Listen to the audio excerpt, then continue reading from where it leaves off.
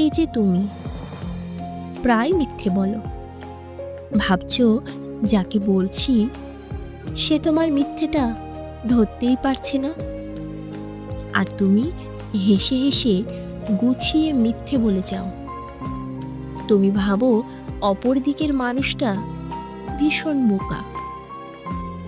আসলে অপর দিকের মানুষটা বোকা নয়।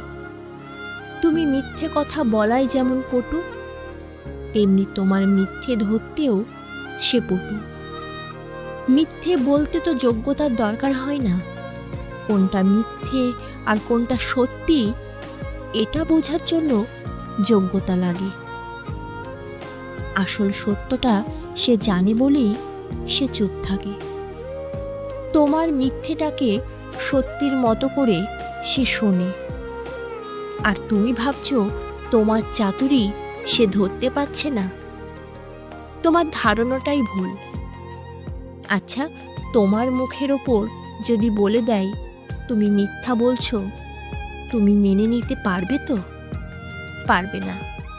তখন তুমি তাকে আক্রমণ করতে শুরু করবে, অপবাদ দিতে শুরু করবে, এমন দু একটা কথা বলে বসবে তাতে তার মান সম্মান কিছুই থাকবে না। তুমি যে মিথ্যে কথা বলো এটা সে যখন জানি, তখন তোমাকে মিথ্যুক প্রমাণ করে লাভও তো নেই। আসল কথাটা হলো, মিথ্যেবাদীকে মিথ্যেবাদী বললে রেগে যায়, সত্যবাদীকে সত্যবাদী বললে সে আনন্দ পায়।